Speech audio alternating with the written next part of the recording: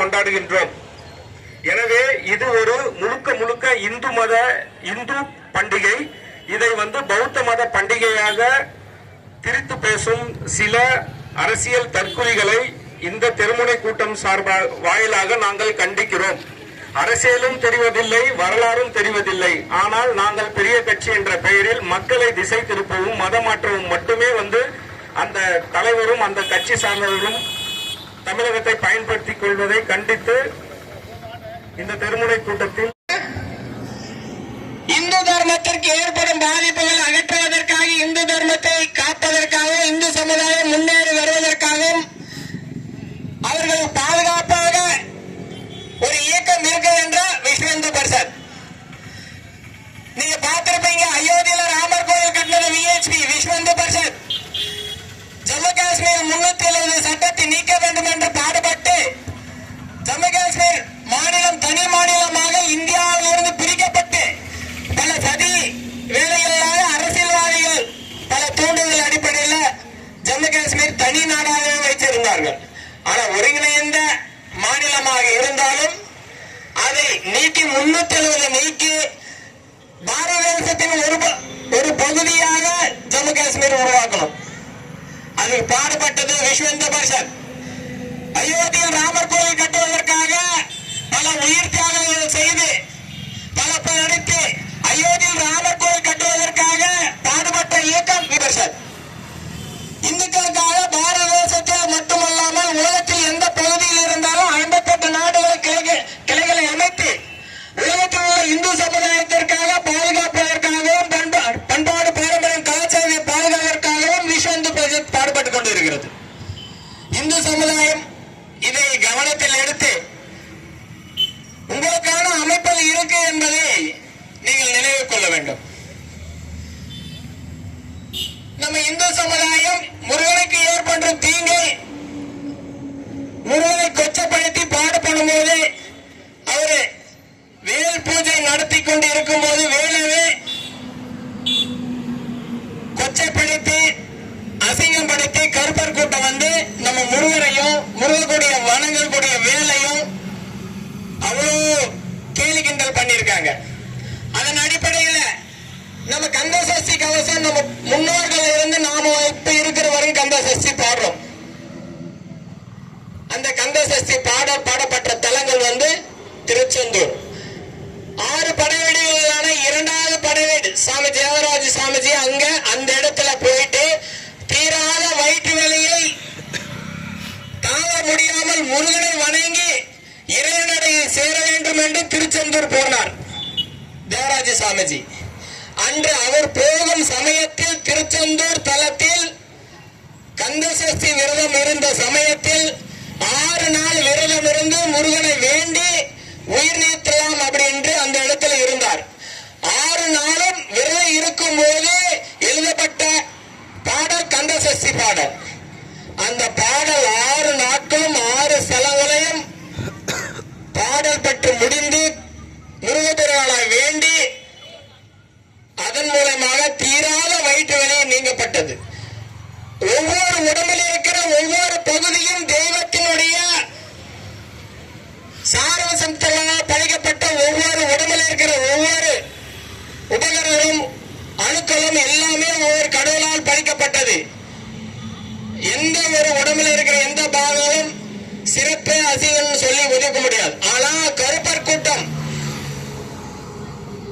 அந்த பாடலில் வர வரிகளை வைத்து கண்ணம் இரண்டும் கதிர்வேல் காக்க, பிட்டம் இரண்டும் செங்கவேல் காக்க, ஆண் பெண் குறி அயல்வேல் காக்க அப்படி என்று அதுல பாடல்ல லைன் வருது.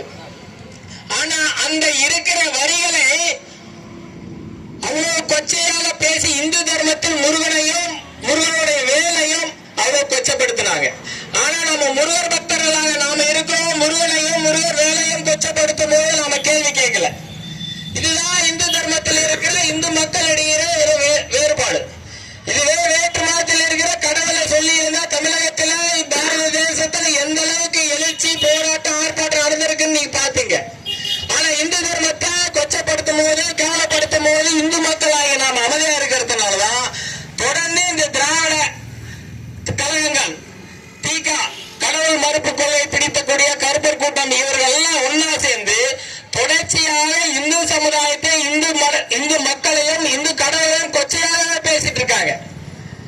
இந்த மாற்றத்துக்கு நாம தயாராகிறோம்.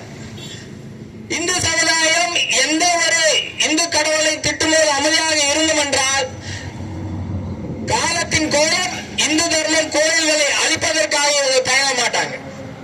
அதை நம்ம கருத்தில் கொண்டு ஒரு நாடு சிறப்பாக இருக்க வேண்டும் என்றால் அந்த தலைவன் சிறப்பாக இருக்க வேண்டும். நம்ம ஒரு எடுத்துக்காட்டு எடுத்துக்கலாம். ஒரு நாடு இந்த இந்தியாவில் வேண்டாம், ஏதோ ஒரு நாடு வச்சுக்கலாம்.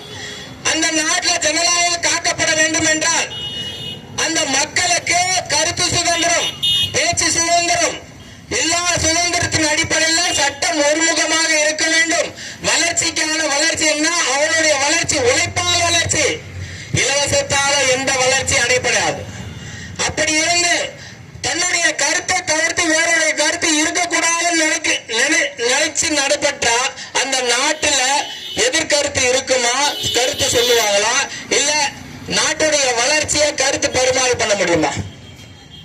ஒரு திறமையான அரசாங்க நாட்டை ஆளுதுன்னா தன்னுடைய கருத்து அல்லாத எந்த கருத்து இருந்தாலும் இந்த சமுதாயத்தில் அந்த கருத்தை தெரிவிக்கிறதுக்கு அந்த நாட்டுல அனுமதிக்கணும். அவன் அப்ப கருத்தை சொல்லும் போதுதான் உங்க கருத்து சரியா இருக்கு. அந்த கொள்கையோ கோட்பாடுகளோ மக்கள் கிட்ட தெரிவிச்சாந்தா மக்கள் ஏற்றுக்கொண்டு யார் ஆதரிக்கிறாங்கன்னு முடிவு செய்யும் போதுதான் ஜனநாயகம் காக்கப்படும். ஆனா என்னுடைய கருத்து தான் நிலையானது, என்னுடைய கருத்தை தவிர்த்து வேற எந்த கருத்தும் மக்களிடையே சேராத அளவுக்கு நானே இடைஞ்சல் பண்ணுவேன் அப்படின்னா சமுதாயத்துல எந்த நாட்டிலும் ஒரு நல்ல கருத்து மக்கள் கிட்ட முடிவு செய்யறதுக்கான இது முடியாது. அது ஜனநாயக நாடும் ஆகாது, ஒரு சர்வாதிகார நாடு ஆகிடும். இந்த நிகழ்வு எந்த ஒரு நாட்டிலும் இந்த மாதிரி நடந்தா அந்த மக்களுடைய கருத்து பிரதிபலிக்காது. அதன் அடிப்படையில் எந்த ஒரு நாட்டுக்கோ நாட்டு மக்களுக்கோ செல்வ செழிப்பாக இருக்கணும்னா நாம அந்த மக்களிடையே கருத்து சுதந்திரம், பேச்சு சுதந்திரம், அவங்க தொழில் செய்யக்கூடிய தொழிலை நல்லா பாதுகாத்து அவங்க வளர்க்கக்கூடிய நாடா இருந்தா எல்லா நாடும் சிறப்பாக இருக்கும் என்று நான் தெரிவிச்சுக்கிறேன். இந்த ஆயுத பூஜை நம்ம ஒவ்வொரு மக்களும் ஆயுத பூஜை செய்யறோம், ஆயுதம் வழங்குறோம். ஆனா ஒரு நம் மதத்துக்கு ஏற்படும் பிரச்சனைன்னு வரும்போது ஆயுத பூஜை, இங்க நம்ம பொறுப்பாளர் சொன்னாரு ஆயுத பூஜை பௌத்த பண்டிகை அப்படின்னு சொல்றாங்கன்ட்டு. திருப்பரங்குன்றம் திருச்செந்தூர் முருகன், திருப்பரங்குன்றத்தை நம்ம கோயில் இல்லைன்றாங்க, மசூதியை கட்டிட்டு அங்க சிக்கந்தர் மலைன்றாங்க. ஒவ்வொரு பகுதியிலும் நம்ம வணங்கக்கூடிய தெய்வங்களையும் மலைப்பகுதியிலும் அபகரிக்க சில சதி வேலைகள் செய்யப்படுகிறது. இதிலிருந்து நம்ம மீட்டு எழுணும். சமுதாயத்தை காக்கப்பட வேண்டும். சமுதாயத்தை காக்கப்படாவிட்டால் இந்து சமுதாயம் என்றுமே விழிப்படையாது. அதன் அடிப்படையில் இந்த திருமணை கூட்டத்தில் ஒட்டுமொத்த இந்து சமுதாயத்திற்கும் விஹெச்பியின் சார்பாக ஒரு வேண்டுகோள். நீங்க எந்த அரசியல் கட்சியிலான இருங்க, ஆனா இந்துவாக இருங்க.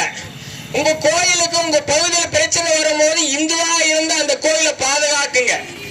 ஆனா நமக்குள்ளே நாம சண்டை அடிச்சுன்னா அதான் இந்து அறநிலைத்துறையுடைய அரசாங்கத்துக்கு நமக்குள்ள ஒரு பிரச்சனை ஏற்படும் போது அந்த கோயில நமக்குள்ள பாகுபாடு இருக்கிறதுனால பொதுமக்கள் கிட்ட, ஊர் பொதுமக்கள் கிட்ட கோயிலை நம்ம இந்து அறநிலையத்துறை கிட்ட ஒப்படைச்சிடும்.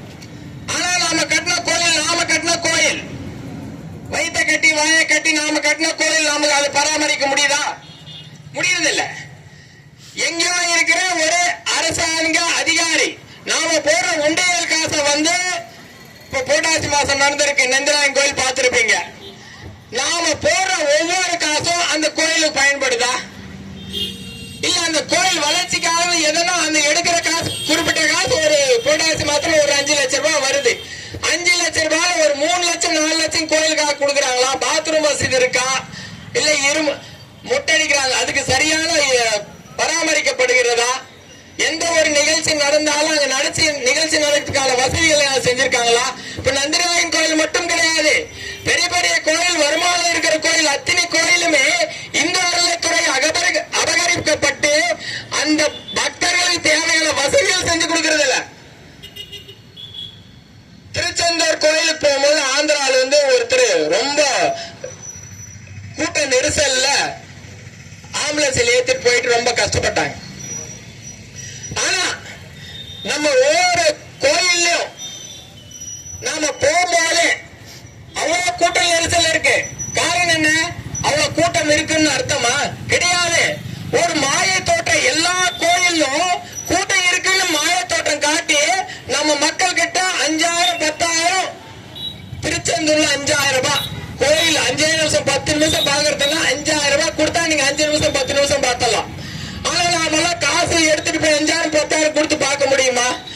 இங்கிருந்து போறதுக்கு எவ்வளவு கஷ்டப்பட்டு போறோம். ஆனா இந்து சமுதாயத்துல இந்த இந்து அறநிலையத்துறை நம்ம ஒவ்வொரு கோயிலும் அபகரிச்சுட்டு இந்து மக்களை அந்த கோயில் வளப்படுறதுக்கு சரியான வழிமுறைகள் செய்யறது இல்ல. நம்மளுடைய உண்டியல் காசு நமக்காக பயன்படுறதில்ல. அறநிலையத்துறை அரசாங்கத்துக்கு எடுத்துட்டு போயிட்டு மெக்கா மதினா போறதுக்கு, மேற்கு மதத்தினர் மெக்கா மதினா போறதுக்கு அரசாங்கத்துல இருந்து செலவு கொடுத்து அவங்க வெளிநாட்டுல போய் சாமி கும்பிட்டு வராங்க. ஆனா நாம இந்து சமுதாயத்தில் இருக்கிறவங்க இங்க இருக்கிற திருவண்ணாமலைக்கு போலன்னா இங்க இருக்கிற திருப்பத்தூர்ல இருக்கிற ஓட்ட பஸ் அன்னைக்கு 50 ரூபாய்னா அன்னைக்கு மட்டும் சிறப்பு பேரை மட்டும் 100 ரூபாய் டிக்கெட் வாங்குறோம். ஆனா 50 ரூபாய் டிக்கெட் நார்மலா, ஆனா ஒரு சிறப்பு பஸ் சொல்லிட்டு 100 ரூபாய் வாங்குறாங்க. அது மட்டும் கிடையாது, மசூதியும் சர்ச்சையும் பராமரிக்கிறதுக்கு அரசாங்கம் நிதி கொடுக்குது. அரசாங்க நிதியில இருந்து கொடுக்குறாங்க. ஆனா நம்ம கோயிலை பராமரிக்கிறதுக்கு அரசாங்கத்தில் நிதி கொடுக்குறாங்களா? முஸ்லீம் மதத்தில் இருக்கிற குழந்தைங்க ஸ்காலர்ஷிப் அடிப்படையில் 1000 2000 கொடுக்குறாங்க. இந்து மாணவர்களுக்கு கொடுக்குறாங்களா? ஒரு அரசாங்கம் என்பது ஜாதியின் அடிப்படையில, மதத்தின் அடிப்படையில, ஆண் பெண் இன வேறுபாடு அடிப்படையில இப்ப காசு கொடுத்து ஓட்ட வாங்கி ரொம்ப மக்களிடையே குழப்பம் ஏற்படுத்துறாங்க. இப்ப பாருங்க, பெண்களுக்கு 1000 ரூபாய், ஆண்களுக்கு இல்ல. முஸ்லிம் பசங்களுக்கு ஸ்காலர்ஷிப், முஸ்லிம் மசூதி சர்ச்சைக்கு பராமரிக்கிறதுக்கு காசு, ஜாதியின் அடிப்படையில ஒவ்வொரு ஜாதியின் அடிப்படையில அவங்களுக்கு கொடுக்குறாங்க நிதி. இது எல்லாமே மனித சமுதாயத்தில் வேறுபடுத்தி பிரச்சனையை உருப்படுத்துறாங்க. அது மக்களுடைய கருத்து வேறுபாடு நடக்குமா இல்லையா? ஒரு வறுமையில இருக்கிறவனுக்கு உதவி செஞ்சா அது நாடு வல்லரசு ஆகும். ஆனா பணம் படைத்தவன் அவனுடைய ஒரு கோட்டை ஒதுக்கீடு அடிப்படையில் அவனுக்கு காலகாலமா கொடுத்துட்டா இந்த நாடு வளப்படுமா?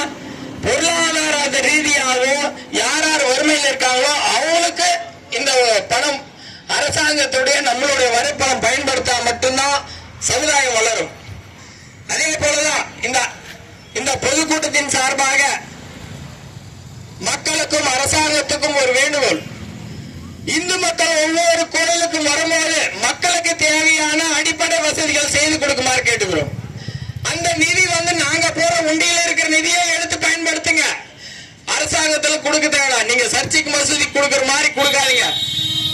மசூதிக்கு சந்தனம் கொடுக்கறாங்க, மசூதிக்கு கஞ்சி காசறதுக்கு அரிசி கொடுக்கறாங்க, நாம கூட தான் கூழ் ஊத்துறோம். நமக்கு யாரா கூழுக்கு எதனா கொடுக்கறாங்களா? கம்பு கேழ்வரகு யாரா கொடுக்கறாங்களா? ஆனா மசூதிக்கு கஞ்சி காய்ச்சி அவங்க நோன்பு விடுறதுக்கு அரசாங்கம் எத்தனையோ டன்னு அரிசி கஞ்சி காசு கொடுக்கறதுக்கு கொடுக்கறாங்க. ஆனா நம்ம கோயிலுக்கு எதனா வருதா? நம்ம கோயிலுக்கு எதுவும் வர்றதில்ல. வேடிக்கை பார்க்கிறோம் இந்து சமுதாயம். இந்த பூமி ஆழ்வார்கள், நாயன்மார்கள், ரிஷிகள், யோகிகள் வாழ்ந்த பூமி. இந்த பூமியில இந்து தர்மத்தை காக்க வேண்டிய இந்து சமுதாயமே இந்து கோயில நடுத்தர விட்டு அரசாங்கத்துக்கிட்ட விட்டு விட்டு வேடிக்கை பார்க்கிறது. வேடிக்கை பார்த்து பார்த்து இந்த இந்து சமுதாயம் கோயில் இல்லாமல் இந்து தர்மத்தை கேலி கிண்டல் பண்ணி பல அரசியல்வாதிகள் இந்து தர்மத்தை கேலி கிண்டல் பண்ணி இந்து மக்களையே சேர்ந்தாங்க. ஆனா பெரும்பான்மையாக உள்ள இந்து சமுதாயம் இந்த பாரத தேசத்தில் நம்ம சுதந்திரத்துக்காக இந்து நாட்டு மக்களுக்காக நம்ம பாடுபட்டவங்க. பாகிஸ்தான் ஒரு நாடு 1947 பிரிக்கப்படும் போது அது முஸ்லீம்களுக்கு தனி நாடு வேணும் என்று சொல்லிதான் பாகிஸ்தானை பிரிச்சுட்டு போனாங்க. அப்படின்னு பார்த்தா இது இந்து நாடா இருந்திருக்கணும், பாரத தேசம் இந்து நாடா இருக்கணும். ஆனா இப்ப ஜனநாயக நாடு, மதசார்பற்ற நாடு. ஆனா முஸ்லீம்களுக்கு நாடு வேணும் சொல்லி பிரிக்கப்பட்ட பாகிஸ்தான் இன்னைக்கு முஸ்லீம் நாடு. அங்க இருந்தது சுதந்திரம் அடையும் போது 20% 22% இந்துக்கள் இருந்தாங்க பாகிஸ்தான்ல. ஆனா இன்று 2% தான் இருக்கிறாங்க. காரணம் என்ன? அங்க மதநெறிவினால அங்க இருக்கிற இந்து மக்கள் மதமாக்கப்பட்டு இருப்பாங்க. இல்லைன்னா அவங்க அங்க இருந்து அகற்றி அவங்க அடையாளமே இல்லாம இருந்திருப்பாங்க. சுதந்திரத்தின் மூலம் 22% இருந்த இந்துக்கள் பாகிஸ்தான்ல இன்னைக்கு 2% ஆயிருக்காங்கன்னா இந்துக்களை அழிச்சிருக்க வேண்டிய நிலைமை தான். ஒண்ணு மதமாத்திரங்களும் இவங்க அழிச்சிருக்கிறோம். ஆனா பாரத தேசத்துல கிட்டத்தட்ட சுதந்திரம் அடையும் போது முஸ்லீம் சமுதாயம் 3-4% இருக்காங்க. இன்னைக்கு கிட்டத்தட்ட 10% மேல வளர்ந்திருக்கு. காரணம் என்ன? இது இந்துக்கள் வாழ்ற பூமி. இந்து மக்கள் எல்லாத்தையும் அனுசரிச்சு நம்ம எல்லாரையும் அரவணைச்சு போயிட்டு இருக்கோம். எல்லா மதத்திலும் இருக்கிற அவங்கள நாம் மதிக்கிறோம். அவங்களும் கடவுளால் படைக்கப்பட்டதான். முஸ்லிம் இருந்தாலும் சரி, கிறிஸ்டின் இருந்தாலும் சரி, அவங்களும் கடவுளால் படைக்கப்பட்ட மனிதர்கள் தான். அவங்கள நாம் மதிக்கிறோம். ஆனா நம்மள பாதிப்பு வரும்போது நம்மளை காக்கக்கூடிய வேலைகள் நம்ம செய்யணும். நாம எல்லாத்தையும் இந்து சமுதாயம் எல்லாத்தையும் ஏத்துன்னு வாழக்கூடிய மக்கள், நாம எல்லாத்தையும் சமமா ஏத்துக்குவோம். ஆனா அவங்க கிட்ட அதை எதிர்பார்க்க முடியுமா? முடியாது. அதனால இன்ற அளவுக்காவது இந்து மக்கள் விழிப்படைஞ்சு இந்து மக்கள் பாதுகாக்கக்கூடிய இயக்கத்தில் தங்களை இணைச்சு அடுத்த தலைமுறையில் இந்துக்களை மதமாற்றாமல் கோயில்களை மீட்டு நாமளே பராமரிக்க வேண்டும். இந்து சமுதாயத்தை பாதுகாப்பாக நாம ஒருங்கிணைந்து செயல்பட வேண்டும். அது மட்டும் இல்லாம பாரத தேசத்தில் இருக்கிற நம்முடைய பண்பாடு பாரம்பரிய கலாச்சாரத்தை காற்று அடுத்த தலைமுறைகளில் இந்துவாக இருக்க நாம் அனைவரும் குரல் கொடுக்க வேண்டும். நாம ஜாதியாலும் மதத்தாலும் கட்சியாலும் சினிமா நடிகராலும் வேறுபட்டாலும் அனைவரும் இந்து.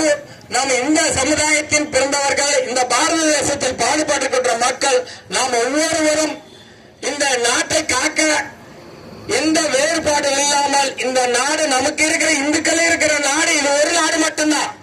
முஸ்லிம்களுக்கு கிட்டத்தட்ட 50 நாடுக்கு மேற்பட்ட நாடுகள் இருக்கு. கிறிஸ்தவர்களுக்கு 50க்கும் மேற்பட்ட நாடுகள் இருக்கு.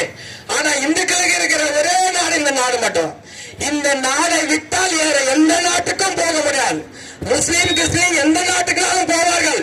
நீங்க இங்க இருக்கிற ஒரு இந்து கூட நினைச்சீங்க இங்கிருந்து அகற்றப்பட்டால் உங்களுக்கு அடைக்கலம் கொடுக்க எந்த நாடும் கிடையாது. அதை மனதில் நிறுத்தி ஒவ்வொருவரும் இந்த நாட்டை காப்பாற்ற, நம்ம சமுதாயத்தை காப்பாற்ற, நம் முன்னோர்கள் வாழ்ந்த இந்த பூமியை, கோயில்களை, பண்பாடு பாரம்பரியத்தை காக்க நாம் அனைவரும் பாடுபட வேண்டும். இது இந்துக்கள் நாடு. இந்துக்கள் அனைவரும் காக்க நாம் ஒருங்கிணைப்போம். நன்றி, வணக்கம், ஜெய் ஹிந்த்.